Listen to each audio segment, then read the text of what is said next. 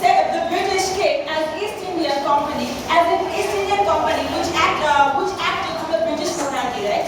They came and told the subcontinent that, you know what, we are a trade company, and we want to do trade. But the main motive of a trade company is to make profit in the first place. When your main point is to make profit in the first place, you know that you're not here to make any good to the country or to the society as the first speaker. So how did they come? They came through gradual procedure where they took over India and the Indian subcontinent in the first place. What did they do?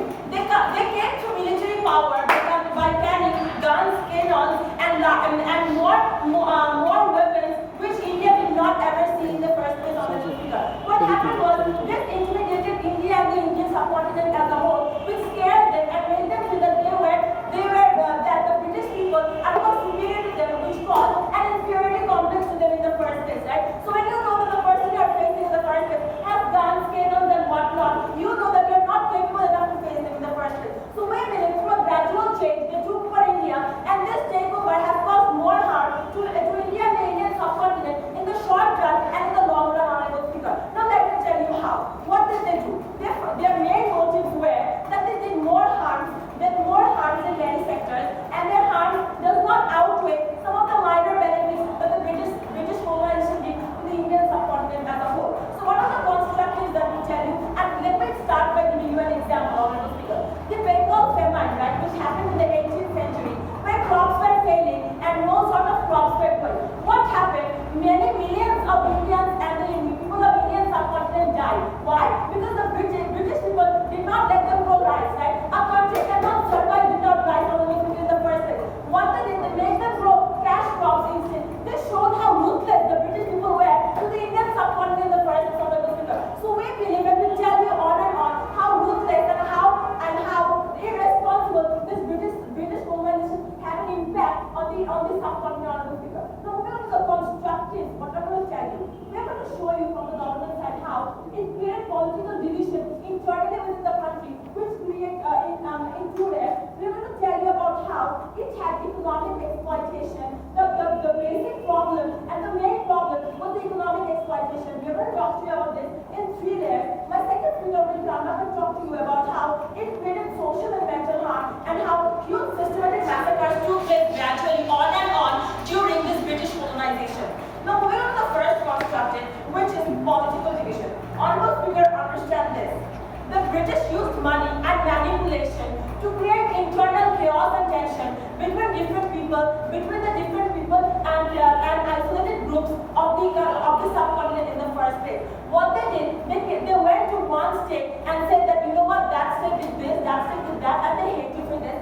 This created an internal hatred between the states, which still exists, honorable speaker, which still exists in the status quo. Even though India is modernized, even though India is running at an okay state, what happens is they still have religious violence and tensions and ethical issues causing problem in the first place. We tell you that they created, the British colonization was the first reason.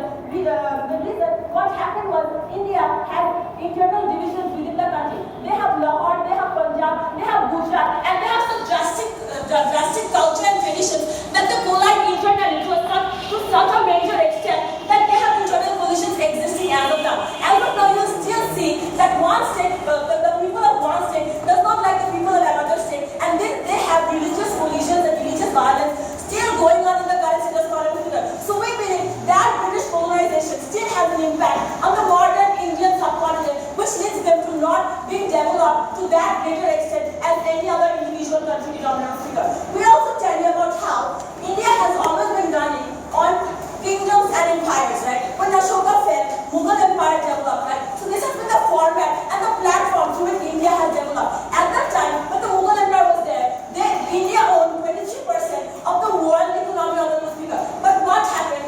Britain came in and they made that 23% to 1.5%, honorable speaker. And now let me tell you two scenarios, the best case scenario of this and the worst case scenario of this. And in contrast to this, I'm going to show you the British scenario, right? What would have been the best case scenario if British people did not colonize? What would have happened is another kingdom would have been set up and that 23% would have improved, right? It would have gone to 30% or 35%. What is the worst case scenario?